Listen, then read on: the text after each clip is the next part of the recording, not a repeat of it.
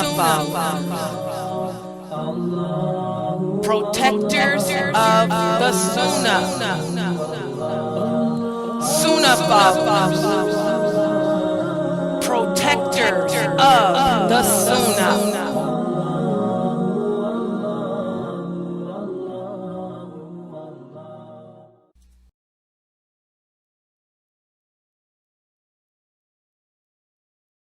This weekend. Oh, subhanallah, this is the month of September. You guys been working on these hadiths that we've been learning? You guys been working and practicing, putting these hadiths into practice? Alhamdulillah, turn those cameras on. Why is it that we just got all these beautiful, beautiful girls with the cameras? Where's brother Shuaib? Shuaib? Oh my God, look at her. Oh, look at that beautiful pink and purple and yellow. There's Shuaib with his shades. Where the rest of the glasses at? SubhanAllah, I was telling Dr. Asim how well you kids are doing here. And he was so proud of you guys. Alhamdulillah. Well, you guys did so well with the Quran class. We're going to go right into the hadith for today. And we got a really, really, really good hadith for everybody to ponder and look at. Y'all ready for the hadith today? Okay, let me put it up on the screen for you. Oh, look at Sabrina. Oh, look at Sabrina. Look at you. Assalamu alaikum. What's the names of the kids down here? They got the name with the pink and the yellow and purple. What's your name again, sweetheart? Where's your mic? Put your mic on so I can hear you. Me? Say it again. Oh. What's her name? What did she say her name was? She is so pretty. That hijab, that kimar she has on is so. And look at Sabrina. Sabrina, you got on what? Is it black and white? MashaAllah, and you got your bling on too. Look at that big. Oh, and look at Sania's bling. Oh, and look at there's Amira and Rahima. They all got the bling on. A girl has to have her bling, alhamdulillah, and the man has to have his shades on, like that swag, like brother Shuaib, alhamdulillah. Well, let me put this wonderful hadith up on the screen for everybody to look at and ponder today. And what is this? Y'all got to excuse me. Y'all know we always have issues here at Sunnahfollowers. Here is the hadith. And by the way, make sure your parents order the book, 40 Hadiths for Islamic Schools, Part 2. Make sure your parents order that book, okay? Because we're almost done with the 40 Hadiths, Part 1. So the hadith that we're going to discuss today has to do with the Arabic word jihad. What does the Arabic word jihad mean? It means to struggle in the way of Allah. And what does it mean to struggle in the way of Allah? To struggle in the way of Allah means to do things for the sake of Allah, to do things in our everyday lives because we want Allah to be happy with us, because we want Allah to be pleased with us. And we want to try to help Allah to establish this beautiful religion of Islam. So that's what this wonderful hadith has to do with today. And let's look at it. First of all, it was narrated by Ibn Masud. Who can remember anything about Ibn Masud? Anybody remember who Ibn Masud was? Raise your hands up. Who knows who Ibn Masud was? Anybody? Nobody remembers who Ibn Masud was? Well, let me tell you guys a little bit about Ibn Masud. Ibn Masud was one of the original. Assalamu alaikum. Excuse me, but do you know what hadith it is in the book of Part 1? This is called the 40 Hadiths for Islamic Schools, Part 2. That's the book you're going to have your parents order. Okay? Page. That's the new, huh? What page? Oh, I don't know what page, sweetheart. This is I just put this together last night, and I can't remember what page it was on. This is part one. This is the book. We're almost done. I think it's Hadith number 39. It might be 39 or 40. You will see the Hadith, but as look at the back of the book for part one, it's either 38, it's 39 or 40. But anyway, does anyone know who Ibn Masud was? Let me tell you guys who Ibn Masud was. He was one of the original companions of the Prophet Muhammad sallallahu alaihi wasallam. And let me tell you why he's so special. He's a special companion because the Prophet Muhammad sallallahu alaihi wasallam prayed, asking Allah to give Ibn Masud a deep understanding of the meaning of the Quran. And Allah did. So what does that mean? That means that Ibn Masud understands this Quran better than anybody that you know. He knows what every word of that Quran means more than I do, your mom, the imam. Nobody living on this earth understands that Quran better than Ibn Masud. And he's also one of the companions who will be in paradise. Okay, so let's look at this hadith because he's the one that tells us this hadith. He shares this wonderful hadith. He says that one day he went to the Prophet sallallahu alaihi wasallam and he asked the Prophet, he said, "O Prophet of Allah, which deed does Allah love for us to do the most?" And the Prophet said, Allah loves for you to make your prayers, to pray your salats. And don't wait to pray them right when the salat is almost over. Try to pray them at the earlier time of the salat. And then Ibn Masud asked him, well, what does Allah like after that? And the Prophet said, after that, he likes for you to be kind to your parents. And then Ibn Masud said, well, what does Allah like for us to do after that? And that's when the Prophet said, Allah likes for us to struggle for his sake, to struggle for his sake. So this is a powerful hadith for us to look at the meaning of.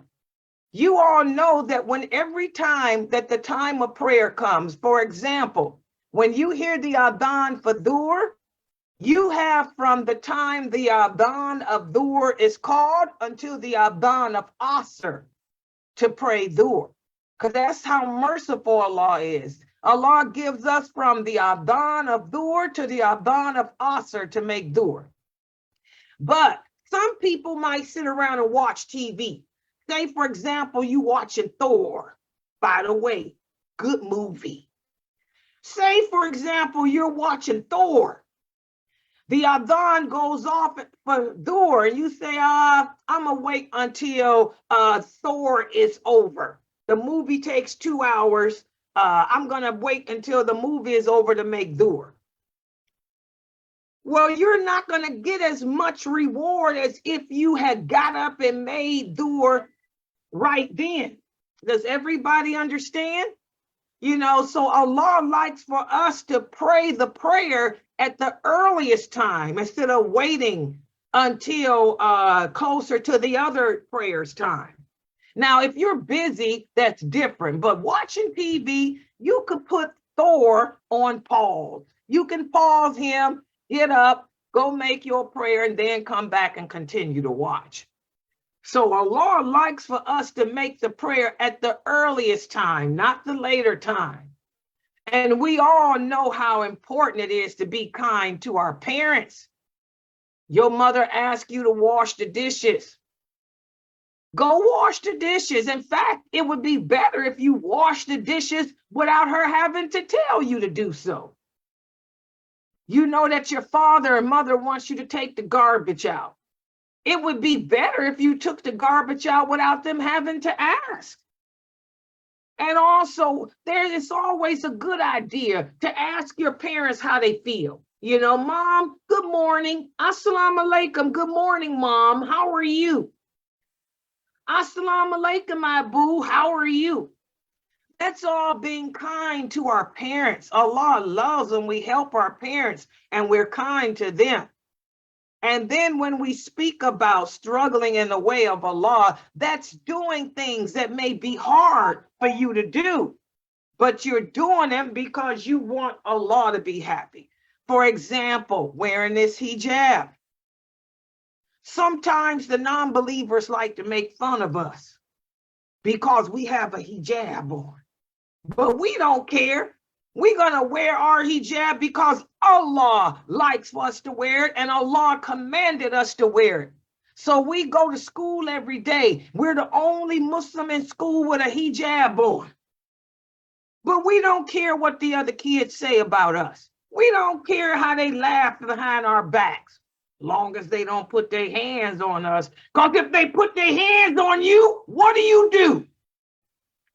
What do you do if they put their hands on you? Go ahead, Sanaya. If they put their hands on you, what do, Sanaya? Get on the mic. Drop it like it's hot. That's right. They put their hands on you, drop it like it's hot. But if, even though it's not, but even though if they laughing behind our back and teasing us, we don't care. Because we know we struggling in the way of Allah. We wearing that hijab because it's what Allah wants us to do. So they can laugh, they can make fun of us as long as they don't touch us. Because if they touch us, we dropping it like it's hot. All right. Even if they tell on us, right? That's right. That's right. Because your mom will take it from there. That's right.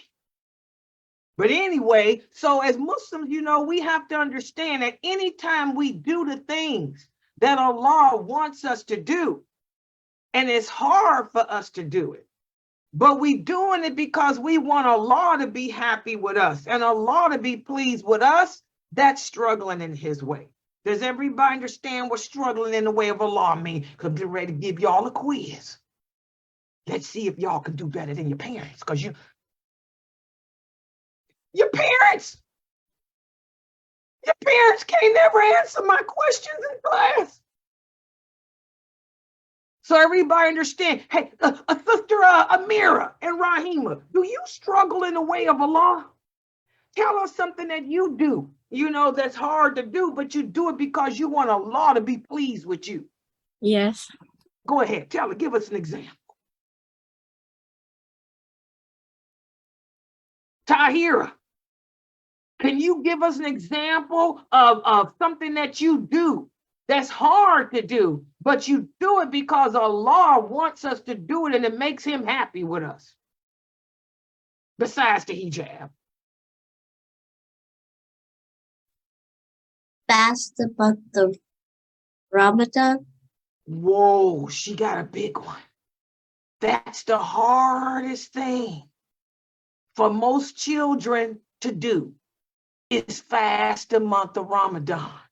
Because it's you got to go. You got to go all day and all night, without eating, not all day. Excuse me, Sister Layla. I'm going to say something. We talking about Ramadan. When Ramadan comes, I have a problem with my jinn. He'll tell me nobody's watching.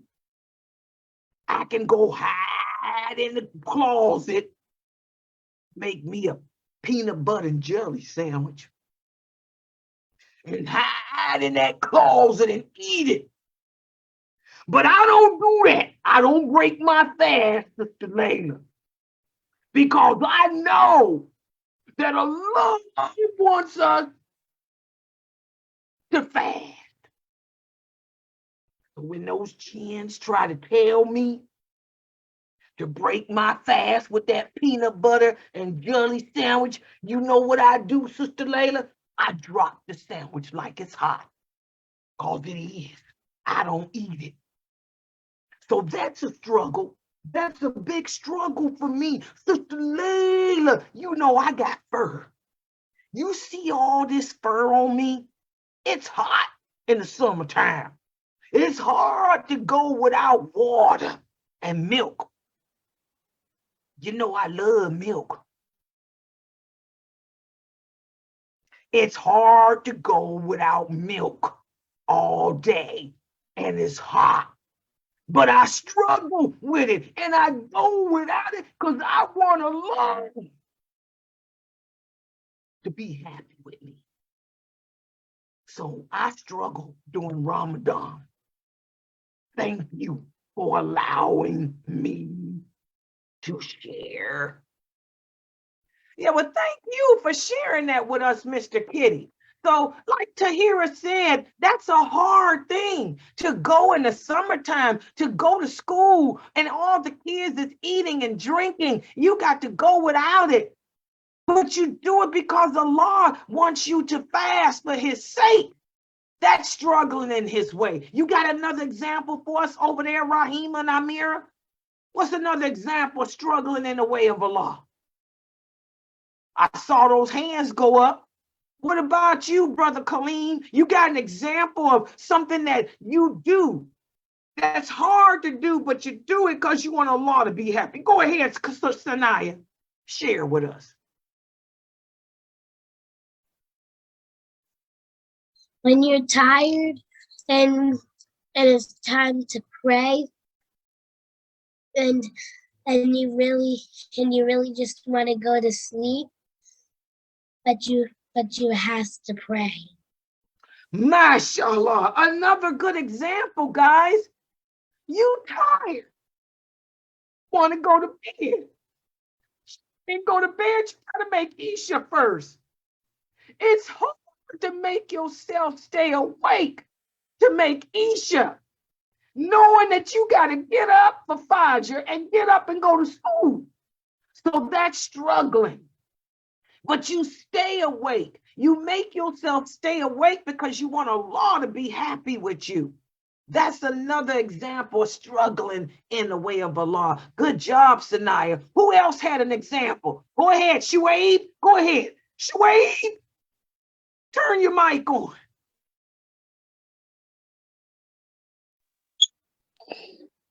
Yeah.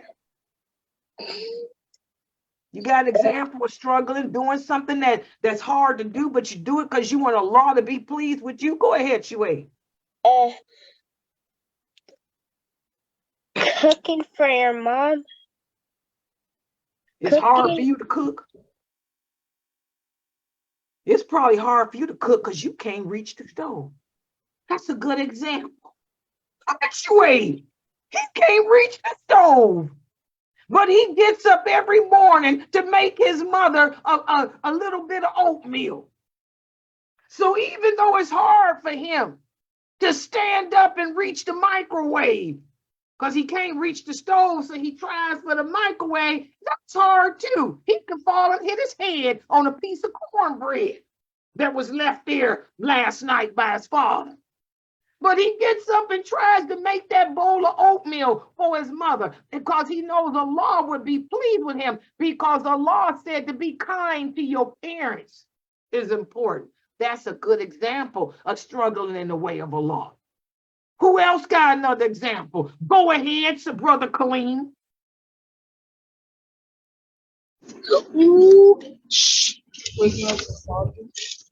Huh?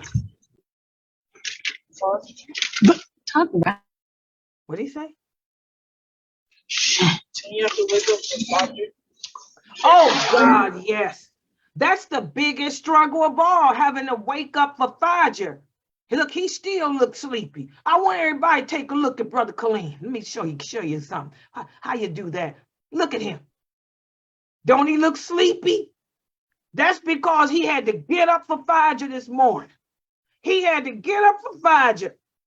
And that was hard to do, because once he got up for Fajr, that means he ain't had no more sleep. And now his mama got him all in the car with her, riding around the city of Fresno, California with his mom. He ain't had no sleep. He about to pass out right now. Hello, look at them eyes. But he got up and made Fajr. Why did he make Fajr?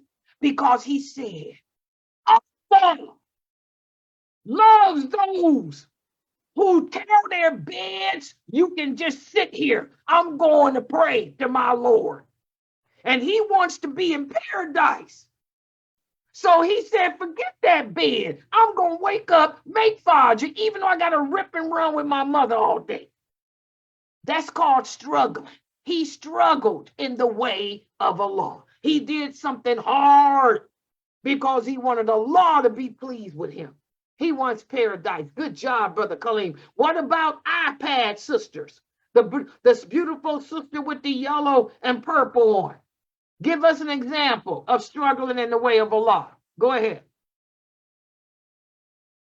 The purple and yellow. Turn your mic on.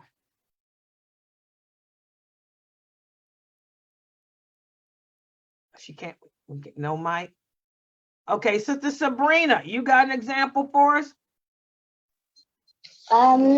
Like example, well, not example, like if you go to sleep in the middle of the night and then in the middle of the night you get a terrible dream and then you wake up and then you just want, and then you want to make that meal, you just want to make, or you remember that you missed Isha earlier and then you want to make Isha and you just want to just sleep.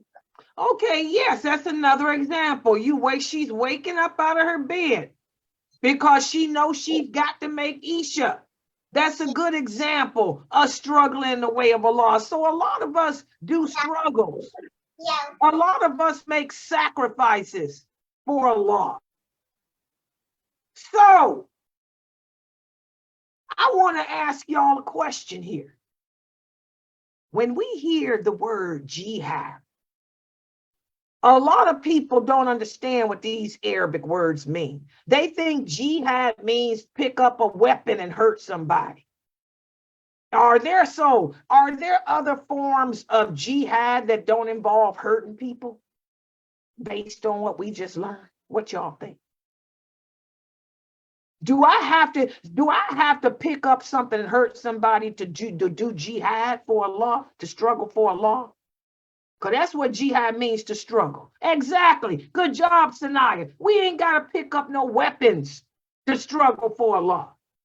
The only weapon you need is yourself and your own willpower. Jihad entails you're sacrificing, using your own willpower for the sake of Allah. You ain't got to pick up a rock to do jihad. You ain't got to pick up a stick to do jihad. All you got to do is pick up your own self and understand that I'm doing it because I know Allah wants me to do it. Now, what about this? Allah likes for us to be kind to our parents. But what about this? Sister Amalia, your father comes home one day and he tells you, Amalia, I don't want you wearing hijab to school anymore because I don't want the children to tease you anymore. Should you obey your father and if he tells you to do that? Is that being kind, to take your hijab off because your father don't think it's something good? How would you handle that, Amali?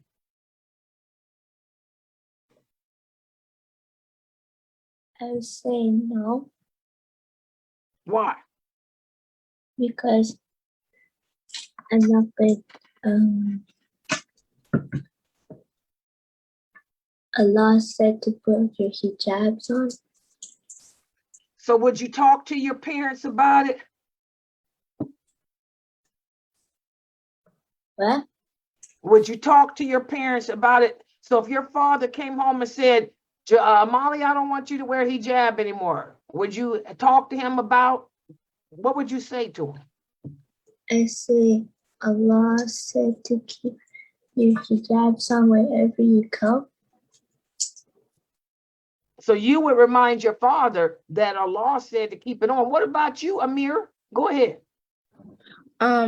So if your dad or your mom say that you're supposed to be nice and kind and do everything that they say, but you can't, like, if they say something that going against the law was said, then you can't do that. Exactly, guys. So we obey our parents unless they tell us to do something that goes against what a law said. So even then, we still want to be kind. So we'll sit down with our father and say, Abu, I love you. But you know that Allah commands me to wear this hijab. Allah commands me. Allah, and you would explain to your parents, I can do this, Abu. I know you love me and you're afraid that the kids might impact me. But you tell your father, you raised me better than that, Abu. You raised me to be strong in my faith. You raised me to know that Allah is going to test me. You taught me as my father that I can handle anything. So I'm going to keep the hijab on, Abu. And I want Allah to be proud of me. And then I want you to be proud of me. So you be nice to your parents even then. You tell them no, but you sit down and then talk to them and let them know that you can handle it, that you're obeying Allah, and not to worry, you can handle what comes with it. Anybody else got something to say? Go ahead, Sabina. Well, you could say no because the law said that the women should cover themselves from head to toe. Right. But you want to say no in a nice way. Like I said, you want to sit down and talk to your Abu and let your Abu know that you know he loves you, but you can handle it. You want to let your Abu know that you can handle it. What do you think, Shuaib? What if your Abu told you that he don't want you to pray? It's Raymond, it's Ramadan. And your Abu tells you, Shuaib, I don't want you to fast because I think you too young to fast. What would you say or do, brother Shuaib? I would say, I would say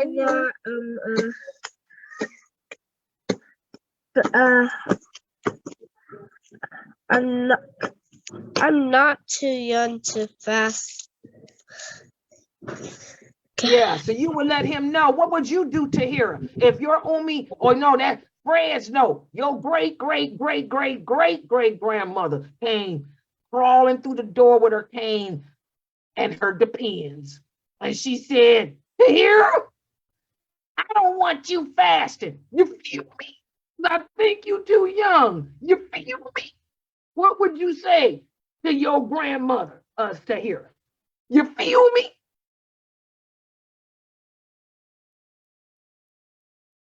If she says she think you too young to fast and she don't want you to fast, how would you handle that?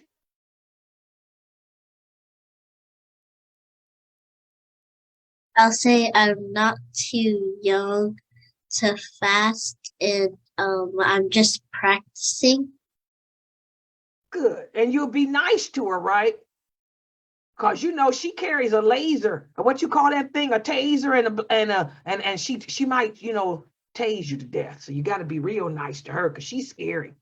So you would tell her, Grandma, I know you care about me, but I'm not too young. I can handle it.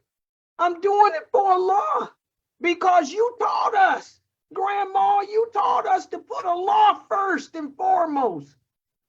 But if I have a hard time, I'll stop. But Grandma, don't worry. I can handle this fast. So you tell them in a nice way, no, but you explain to them in a nice way that you do it because Allah commands you to do it, and you don't want her to tase you. Everybody got that? Because Fresno tases. Be careful, people that's old. They'll pick up them canes and use them against you too. Y'all seen that old lady walking down the street? Man tried to help her with her groceries and she took her umbrella and beat him in the head. It was all on the news. And the man said, all I was doing was trying to help you carry your garbage, your groceries. And she said, well, I didn't know, so I beat you in the head with my umbrella. So be careful. What about this? What if your parents told you they think it's too hard for you to even practice Islam, period? Just go on out there and be like the non-believers. How would we handle that, Brother Kaleem?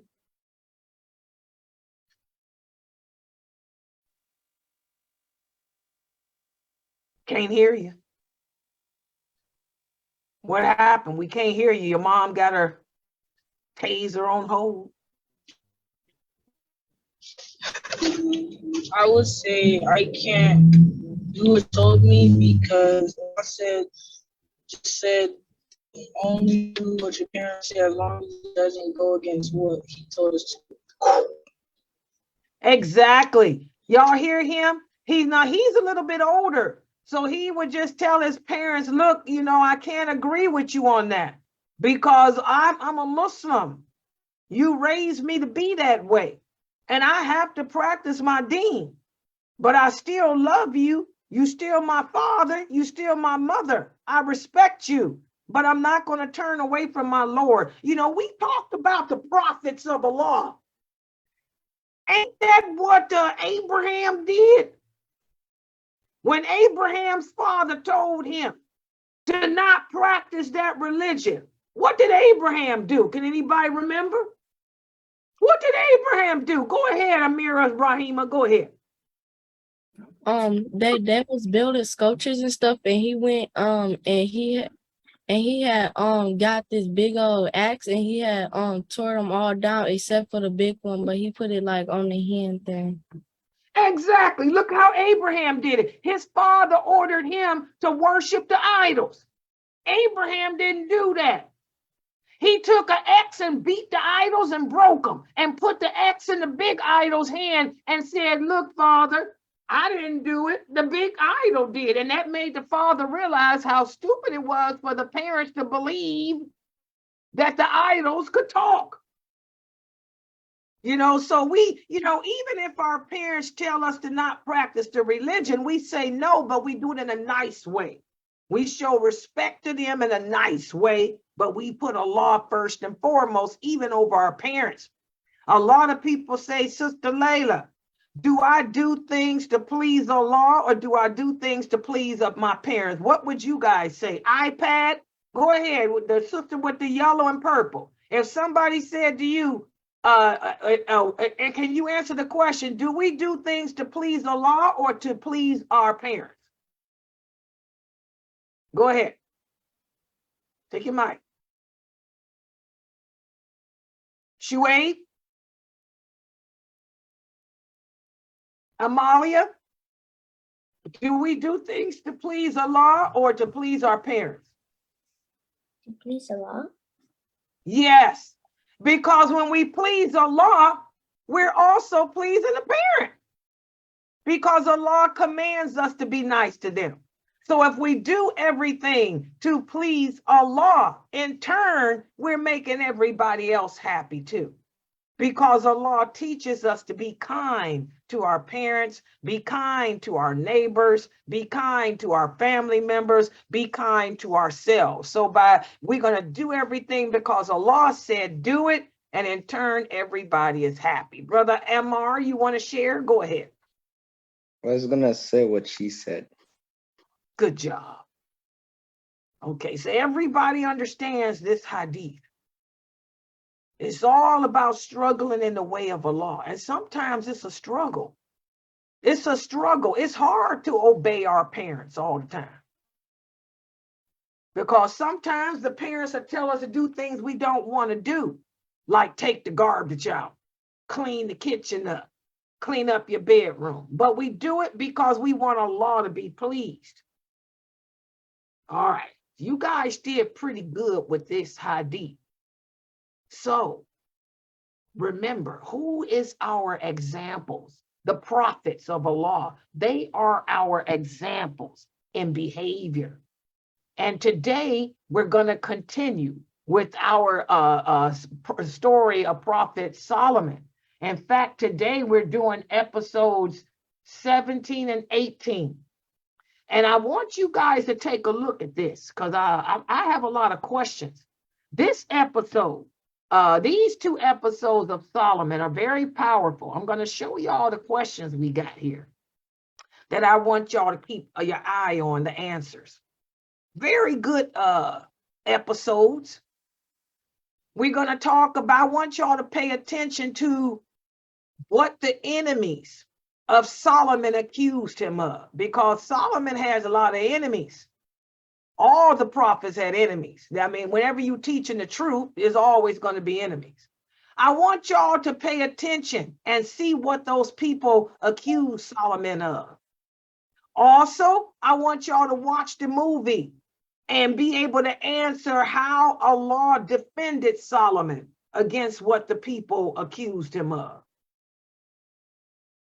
And also, pay attention to that woman named Sagia, the wife of Oshan, because she wanted to do something. What is it that she wanted to do?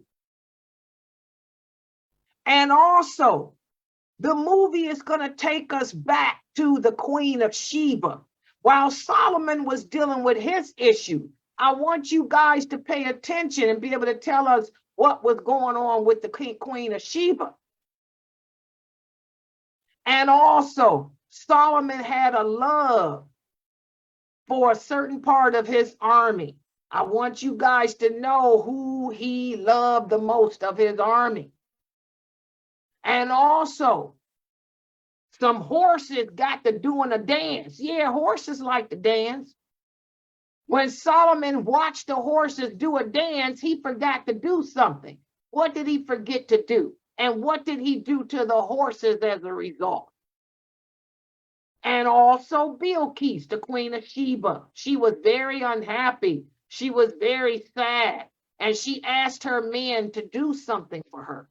I want y'all to pay attention to the movie so y'all can answer what it is that she asked her men to do and why she was so sad.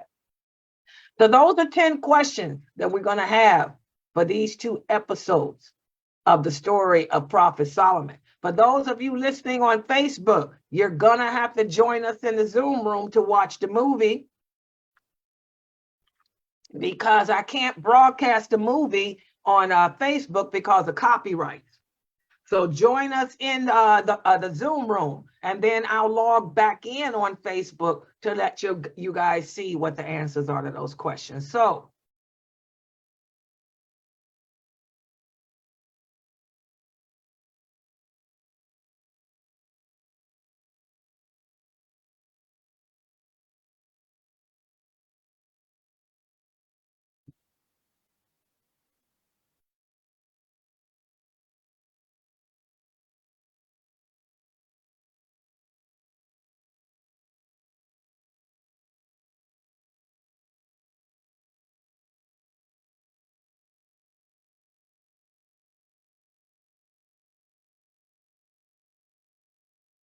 okay, inshallah, we're going to go ahead with the questions to see how well you guys were paying attention to this week's episodes of the story of Prophet Solomon alayhi salam. Now, let me ask this question, because I don't think your parents know the answer.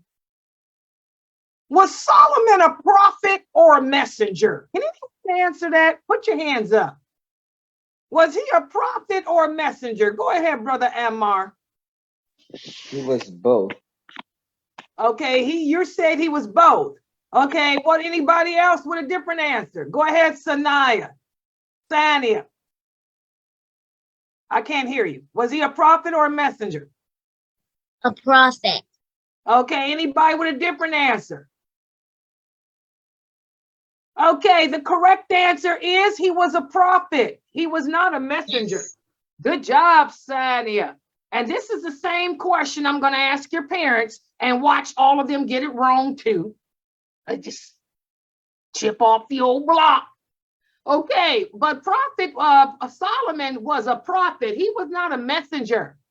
You know, and does anybody know the difference between a prophet and a messenger? That's another question that your parents just can't get. Does anyone know where's Tahira? Tahira,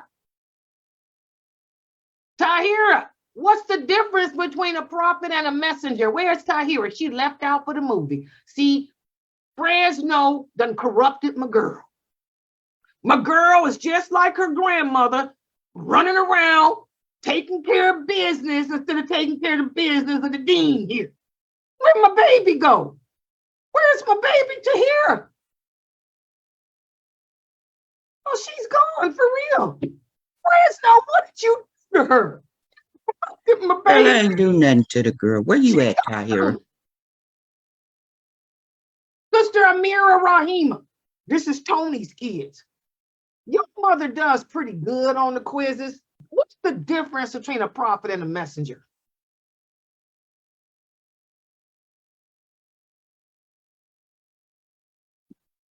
A prophet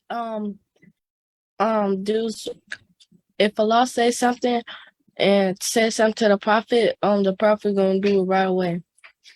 That's not the difference. Anybody else want to try? What's the difference between a prophet and a messenger? When I ask your parents that today, they ain't gonna get it either. It's a shame. Okay, well, let me explain to you guys, and you can teach your parents. The difference between a prophet and a messenger is this. Prophets were sent to people who already believed in Allah. Messengers were sent to people who didn't believe in Allah. So that's why Solomon was a prophet. Okay, he was sent to people who believed in Allah, but they had a problem with the laws of Allah. Remember, who was Solomon's father? Who was Solomon? What was the name of Solomon? Go ahead, Mr. Dawood. Yes, David. Dawood was Solomon's father, and Dawood was a prophet. So Dawood had already, the people knew about Allah because Dawood was a prophet too, who had, was reinforcing the laws of Allah.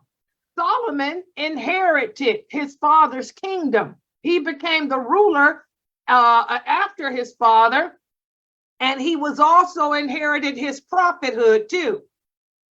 So Solomon was sent to people who already believed in Allah, but they had a problem practicing Allah's laws, which is a lot of us. But had he been a messenger, he would have been sent to people who didn't believe in Allah at all, who were worshiping idols. These people here, his kingdom, they worshiped Allah. Whose kingdom worshiped the sun? Who can remember? Whose kingdom worshiped the sun in these movies? Go ahead, Amar. Sheba. Yeah, Sheba, Bilqis. The people of Yemen were people who didn't believe in Allah. They worshiped the sun, but Solomon's kingdom believed in Allah. They worshiped Allah, not the idols. Okay, so let me put the questions up on the screen for today's episode, this week's episode. Here's the wrong one. Y'all got to bear with me because y'all know that's why I was late for the class today. I was up all night and Lord, and I told Dr. Assam, I just can't. He want me to do other stuff too. I can't keep doing everything. I ain't got nobody to help me. All right. So episode 17 and 18, that's what this was. I had to put there so I can remind myself for next week. Let's look at the questions. Question number 1. Solomon, like all the other prophets, had enemies. And his enemies accused him of which of the following? Was it being a magician? Or did they accuse him of being a sorcerer? Or did they accuse him of being a liar? Or was it all of the above? Go ahead, Sister Amalia. Which answer is correct?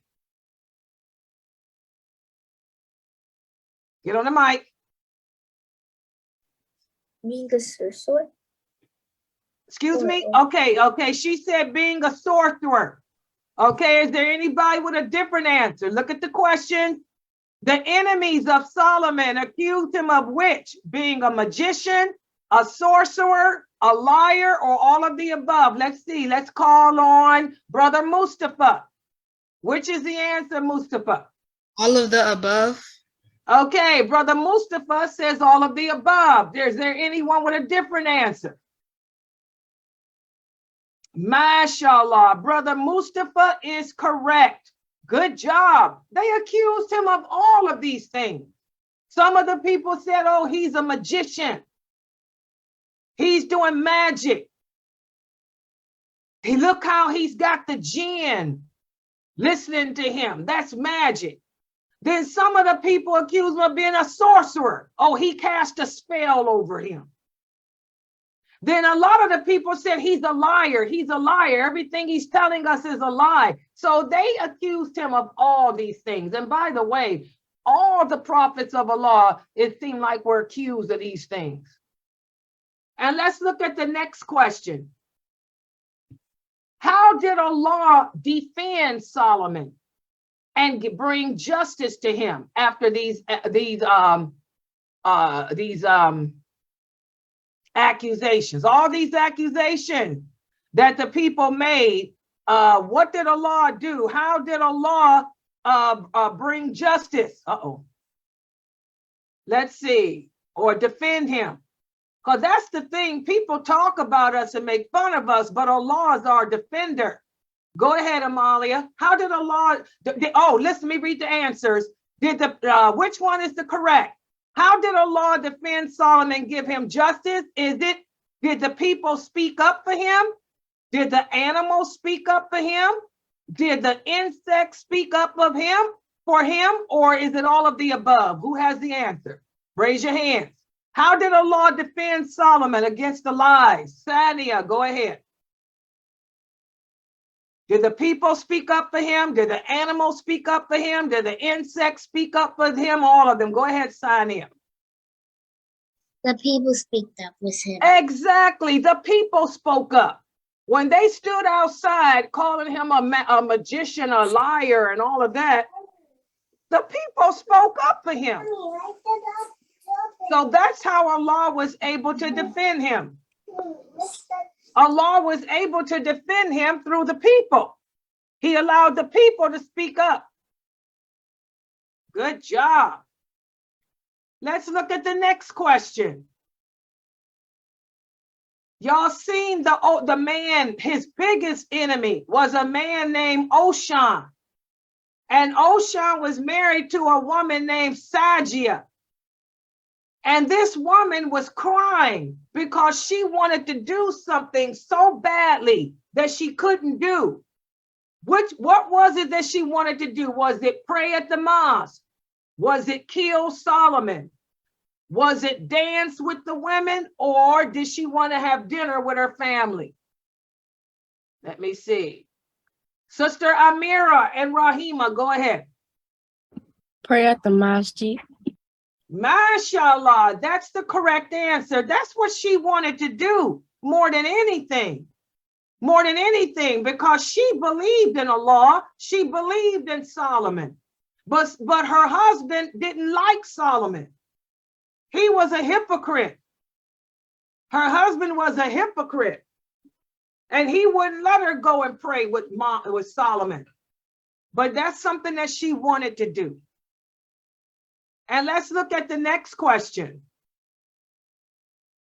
When Solomon went through, while he was going through his trials, what was happening in the kingdom of Sheba? Was Bilqis having a good time partying? Were the people happy? Or were the men plotting to take over the kingdom from Bilqis? Or did the people just have a big bonfire and roast marshmallows? Go ahead, Brother Muhammad. Which answer is correct, Muhammad? The men were plotting to take over the kingdom from her. Exactly, mashallah. That's what was going on. And that just shows Allah can have all of us. We all are believing him, and we all go through our own trials. You guys live in a different part of the country from me, but you got your own problems. I got my problems, you got yours. Allah will test the believers. We all have our own issues that we have to work out and deal with. And Allah will test us as a means of us proving to him that we believe in him. So Solomon was going through his test and Bilqis was going through hers. And that brings us to the next question. We talked about how Allah blessed Solomon with an army unlike any other. He had an army of men, an army of jinn, an army of animals, birds, insects. And of his army, the most important weapon was his cavalry. What did his cavalry consist of? Was it horses? Was it bears? Was it lions? Was it wolves or birds? What did his cavalry consist of? Go ahead, Tahira. Hell, she's back now. Go ahead, Tahira. I think it was birds. See, this is what happens when we leave the website. Fresno, you better leave my baby girl alone. Fresno took my Tahira out. Because Tahira spent time playing cards with the family.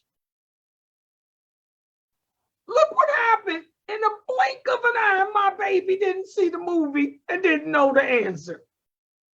Who else can try to answer? Brother Shuaib, tell my beautiful baby which was the most important weapon of Solomon's army. Tell her, Shuaib. Horses. Exactly. His most important weapon, my beautiful baby, was his cavalry of horses. Y'all remember this hadith? Uh-oh. Who is this one to get in here? Hold on. What? Excuse me.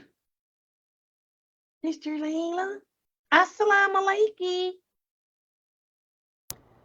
Assalamu alaikum, Sister Layla. I want to answer something, please. Sister Layla, I remember when I was a little bitty bunny, when I was just a beautiful, white, fluffy baby bunny. My mother told me a nice story. She said that Aisha, the prophet's wife Aisha, she was playing with a horse. She had a horse, a little toy horse, and the horse had wings. And the prophet came and he saw her playing with this toy horse with wings. And he said, "Oh, Aisha, what is that you're playing with?" She said, "A horse with wings." And the prophet said, "I didn't know horses have wings." And she looked at him. She said, "You never heard of Solomon? Solomon's horses had wings." So I just wanted to share that story because I thought it was so cute, because King Solomon's horses had wings. And I wished I could be there to ride on his horses with wings. Thank you. Oh, Miss Bunny, that was just wonderful. And she's right. How many of you remember that hadith where Aisha had a toy horse that had wings because Solomon's horses had wings? Oh, mashallah. So yes, guys, you guys are right. You know, the most important weapon that Solomon had was his cavalry of horses. And we talked about, the movies showed how his horses used to dance. They would stand and prance around on 3 legs. They would hold one leg up in the air and stand on the other 3. And Solomon was watching his beautiful horses dance. And he was so busy watching his beautiful horses dance that he forgot to do what? Did he forget to eat? Did he forget to pray? Did he forget to sleep?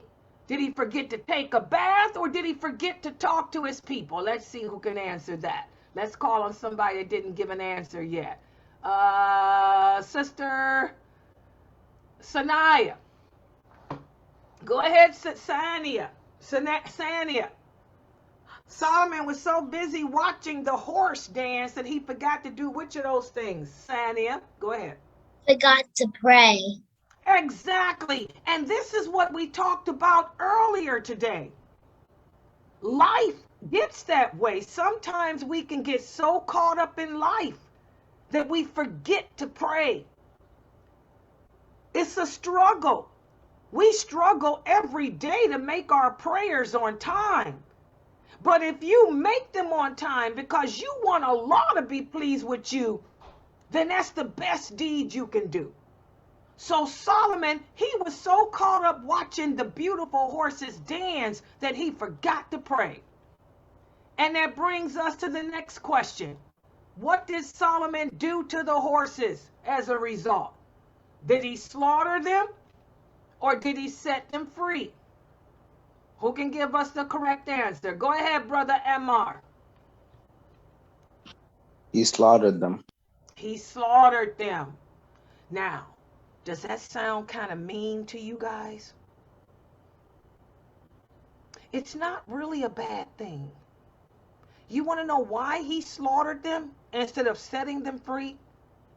He slaughtered them to show Allah, I love my horses, but even my horses don't come before you. Remember the story of Prophet Abraham.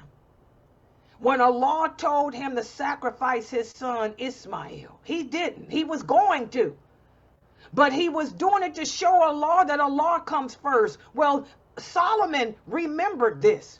This is why Solomon slaughtered the horses, because the horses were created to service us. Why did Allah make the animals? Allah put the animals here on earth to service us. What does that mean? That means Allah put the animals here to provide food, to provide clothing, to provide shelter for us, not for us to worship them. And whenever we love something more than Allah, that we forget about Allah, that means we have worshiped that thing. So when Solomon realized that his love for those animals came between his love for Allah, he slaughtered the horses just to show Allah, I'm sorry, I don't put nobody before you, not even my love for these wonderful animals. Everybody understand? So it wasn't a bad thing. Those horses are okay because the horses were made to service us, not for us to worship them. Okay, so that's what he did. Good job, Ammar. And that brings us to the next question. In the meantime, while Solomon was dealing with this, let's go back to Bilqis. Bilqis had become the queen of Sheba, but she was very unhappy. Why was she unhappy? Was it because she knew she had enemies? Or was it because she was hungry and had no food? Or was it because she didn't have a husband or any children? Or was it because she was just a sad, sorry person? Who can give us that answer? Go ahead, Amalia. Why was she sad, Amalia? Get your mic on. Because she knew she has enemies. Exactly. You know, that would make any of us sad. You got a new position. You're the president of student council. You're in school and they make you the president of student council. But you know the other people are jealous of you. You know that those girls and boys out there are going to try to lie on you. They're going to try to lie on you to make the teachers think that you didn't deserve it. That'll make any of us sad. And that's what happened with Bilqis. She was the queen, but she knew that the men were plotting against her because they didn't want a woman to be their leader. They wanted a man to be their leader, not a woman.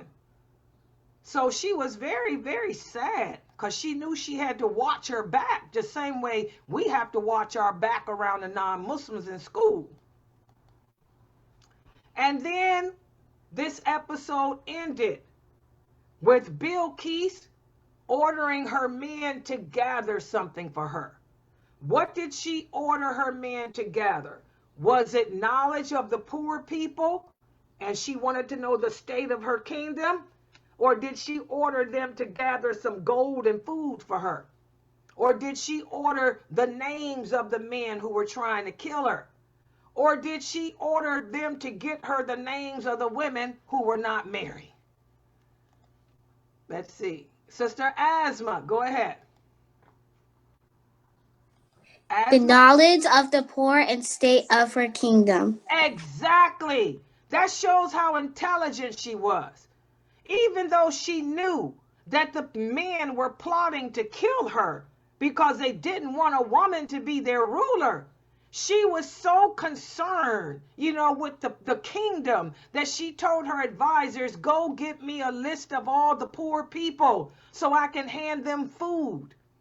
And I want to know what's going on in the kingdom. Bring me a list of everything that's going on so I can work to improve the kingdom. So that shows that Bilqis was a righteous, good woman because she wasn't concerned about herself. A lot of people would be worried about themselves and not care about anything else. She was more concerned, with helping others, which is another good deed that Allah likes for us to do. So, mashallah, did you guys enjoy this episode of King Solomon? Alhamdulillah. Well, next week, we're going to continue with the next two episodes, which would be episode 19 and 20. Also, make sure your parents go to atleteonline.com and purchase the new hadith book entitled 40 Hadiths for Muslim Schools, Part 2. Because we're almost done with this book. Okay, so we'll be doing the 40 Hadiths from Islamic Schools, Part 2. And also, Sister Zarina. I really want to thank Sister Zarina for doing a Quran class. And inshallah, Sister Zarina, if you could take over with the kids, me and Dr. Dr. Asim is going to train you. He wants you to be trained to take over the kids' class. So next week, he said, make sure you're here for his class. He's going to have you go over the coups to make sure you pronounce them correctly, which you do. You pronounce your coups perfectly. But he wants you to pronounce the coups to him perfectly so he can have you working with that with the kids. The Fatiha and those coups with the kids still. Okay, so we're working on trying to get more Arabic teachers here for you guys. Sister Summer is still here, but she's still doing her school thing. So make sure everybody, y'all work on y'all's coups. The Kul Hu Allahu Ahad, Kul Hu Babil Falak, the Nas, and the Fatiha. Yes, go ahead. Somebody had a question? Okay, so inshallah, guys. By the way, Faiza was here yesterday and sends her salams. Sister Faiza, she'll be back. She's just, busy, but she came in yesterday to give y'all salams. And she said she's going to try to make it today, but I think her job might have called her in. She might have been called in to work because she did say she was going to try to come in today if nothing came up. So inshallah, I want to thank everybody for joining and participating in this session. Yes, any questions? Go ahead.